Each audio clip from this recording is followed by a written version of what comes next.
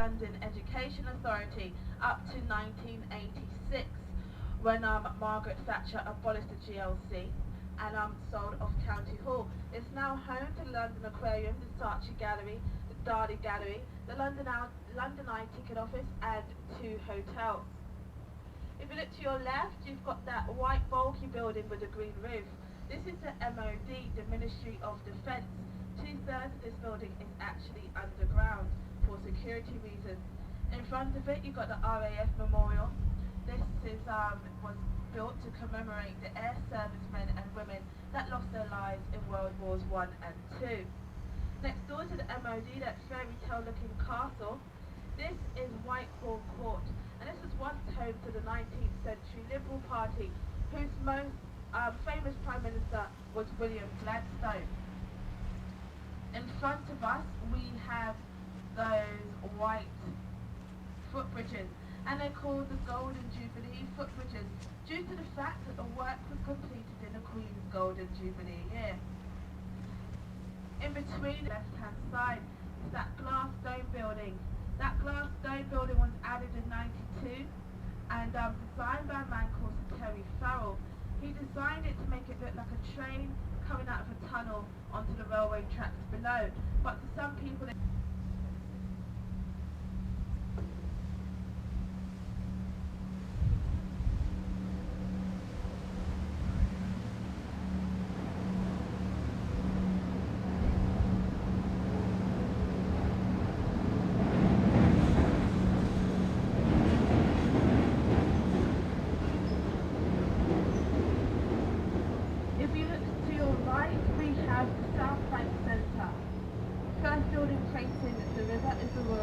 where smaller concerts are held.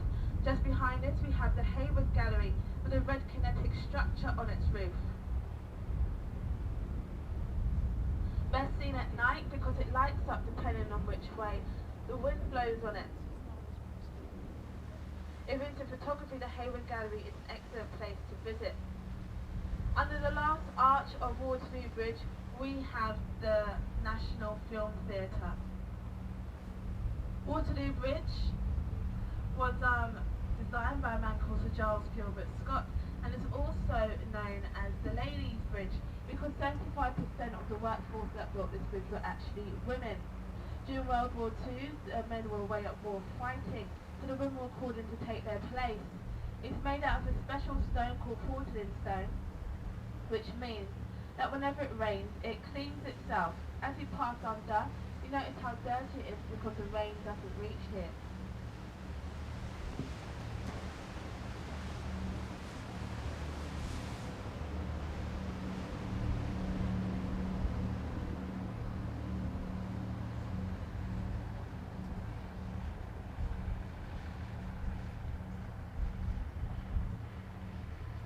Still part of the South Bank Centre on our right, we have the Royal National Theatre.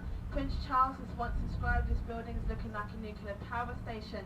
This is the building with the electronic advertising screen on it. It actually contains 3 theatres, the largest being the Olivier Theatre, named after Laurence Olivier, who was the theatre's first director.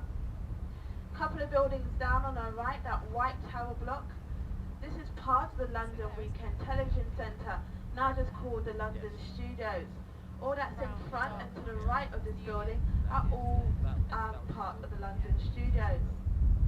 As you get further down, you'll notice a white building with blacked out windows. And these are the studios of This Morning and Loose Women. So as we go past, give them a wave and you'll find yourselves live on national television. In front of us we have the tower with the letters OXO on it. Not surprisingly, this is the OXO Tower. And this was once a meat production warehouse where OXO stock cubes were once made. The letters OXO is just geometric shapes, a circle, a cross and a circle, which just happened to spell out the word OXO. The argument was so strong that the judge had to grant them permission to keep their OXO Tower. burnt down in the Great Fire of London in 1666. The work was completed in 1710 and designed by a man called Sir Christopher Wren.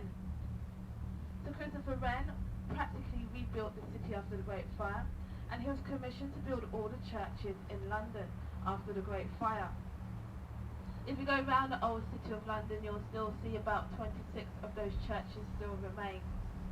If you go inside St. Paul's, it's well worth the visit. Unfortunately, you do have to pay, but in the crypt of St. Paul's, you'll see many different memorials to different people like Lord Nelson, Florence Nightingale, the Duke, and also the funeral of Sir Winston Churchill was also conducted in St. Paul's Cathedral.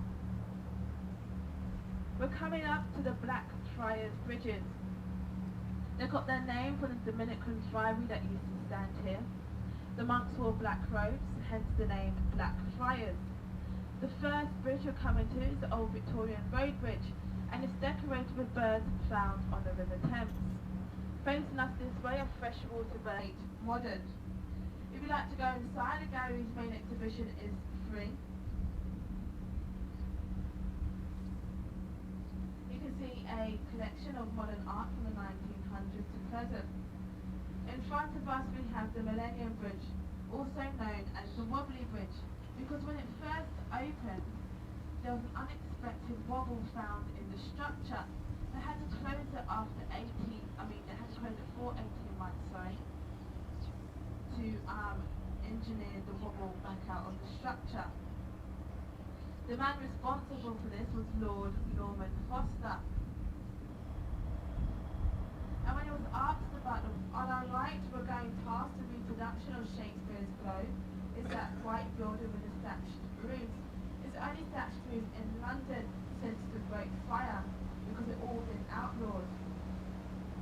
It was built exactly the same as the original, held together with wooden pins. The only difference is that it has sprinklers in its roof and the doors, because they had to measure up to fire regulations. But that's the only difference between the reproduction and the original. Where the globe stands, it stands in the area of Southwark, and Southwark was notorious for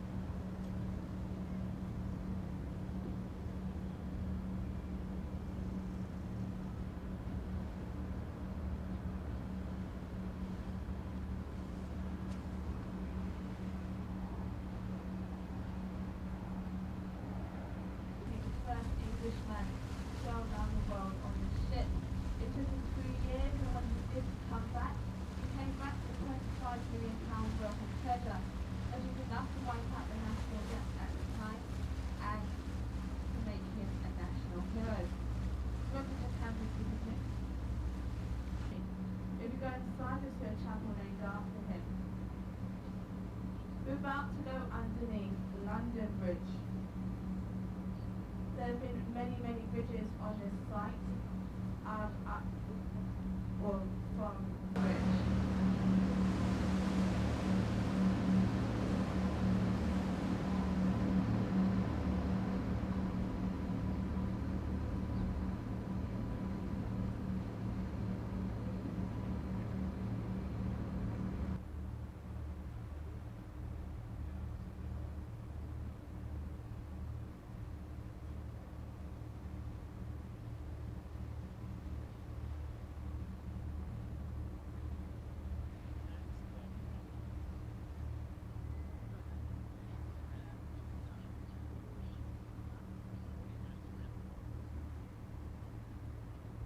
In front of us, that large ship is called the Hms Belfast. This 11,500-ton cruiser was the largest cruiser in the British fleet during World War II. It participated in the Russian convoys in World War II, D-Day, as well as the Korean War. Its guns on the front can fire as far as 12 miles. That's as far as Kew Gardens or Croydon. It was built at the same boatyard as the ill-fated Titanic.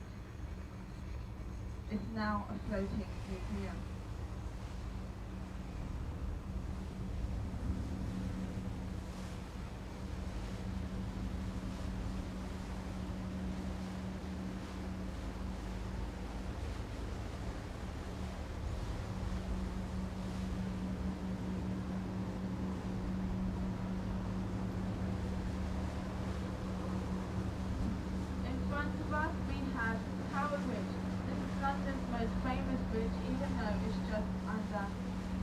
over 100 years old. Built in 1894, it was designed to blend in the Tower of London, which is to its left. The bridge can be opened to let tall ships pass. In its heyday, it was opened up to 5 times a day. Now it's only opened a few times a week. The only time it jammed was in its opening ceremony. High above the bridge you can see the pedestrian walkway, which was used whenever the bridge was opened. Now it just houses an exposition about the bridge's history.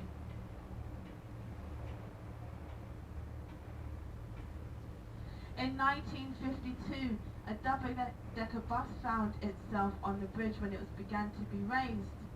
But instead of reversing back, the bus driver decided he wanted to accelerate, and he jumped from one bascule to the other just in time. On our right, we're going past City Hall. This is London City Hall, our home of our Mayor of London, Mr. Ken Livingstone.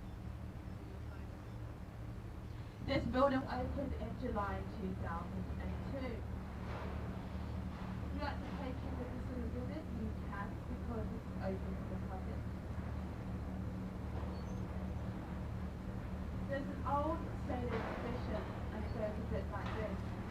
If you wave to anyone standing on Powerbridge, and they wave back at you, you earn yourself 5 years good luck.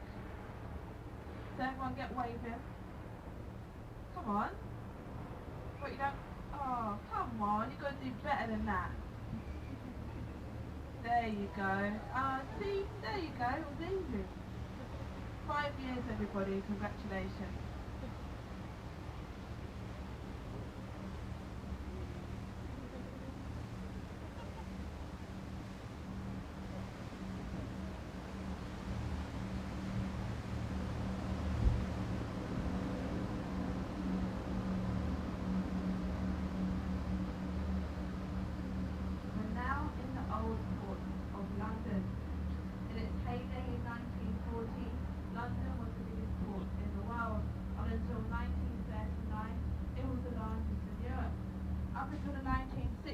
Had been crammed with boats. Some 9,000 barges worked on the Thames, and 50,000 ships a year used the port of London in the 1950s. The docks used to be a large employer, with some 8,000 people earning their living from the docks, and over 30,000 people employed in the port. This became derelict when the docks closed. These began to be regenerated in the 1980s as expensive warehouse apartments.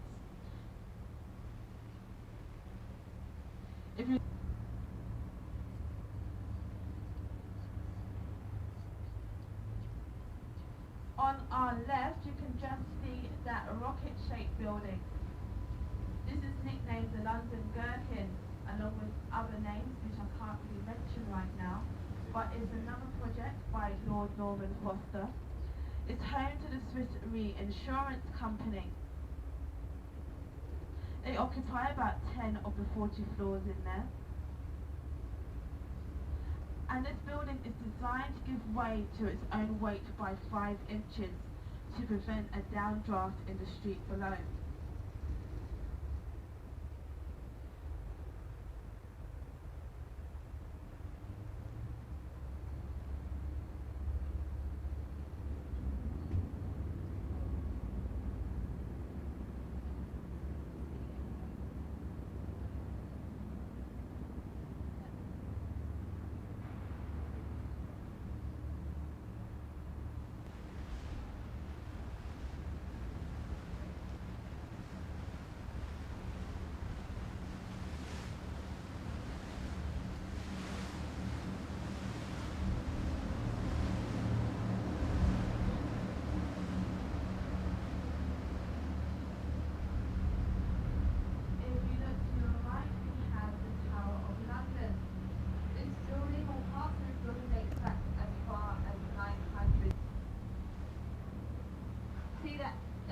With the bricked up entrance, the words entrance Traitors Gate above it.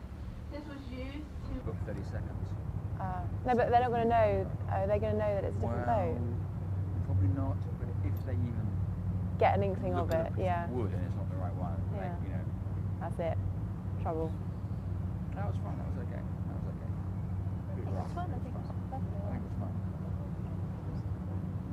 right is Somerset, the Hatcham, Matcham and Dispatcham department, but it's no longer the registry office.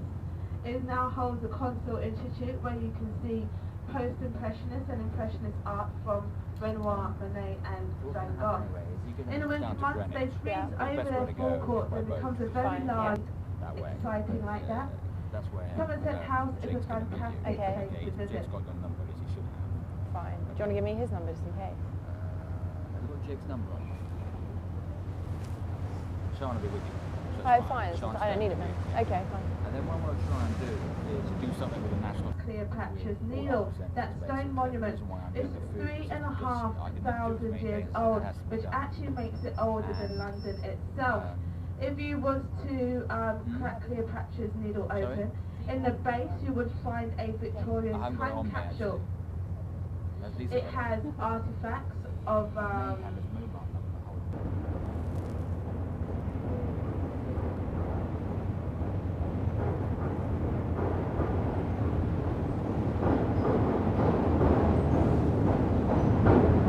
embankment. The Victorians narrowed the Thames by some 100 metres to build this embankment. If you look further down the river on our right hand side, that red and white striped building is Old Scotland Yard. This used to be home to the police force before they moved up the road to Victoria, to where we now have New Scotland Yard. Next door to this building is Portcullis Town, from taxpayers £250 million to build. Okay, ladies and gentlemen, we're returning back to Waterloo Bridge at the London Eye. If you have any belongings, please make sure you bring them with you. If you've accumulated any rubbish, can you please place them in the bins provided? More stuff is coming in at the moment. If you're using a wheelchair or require any special assistance, please wait until the other customers have disembarked in order that a member of staff can assist you. For your own safety, please remain seated until the boat has fully docked. After the exit up here, you're more than welcome to visit our gift shop, which stands directly in front of the eye.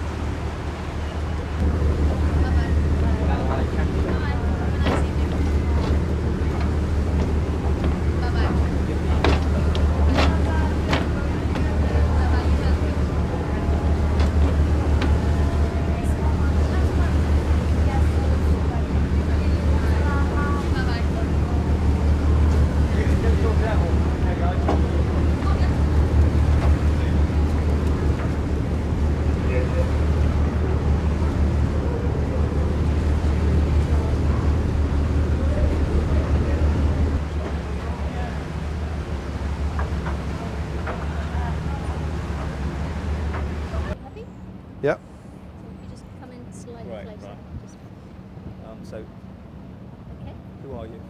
Oh, David Sharp, Managing Director of the British Airways London Eye. Could you say my name is David Sharp? Sure. I'm the- My name is David Sharp and I'm the Managing Director of the British Airways London Eye. Can you say it one more time for me? Yep. My name is David Sharp. I'm Managing Director of the British Airways London Eye.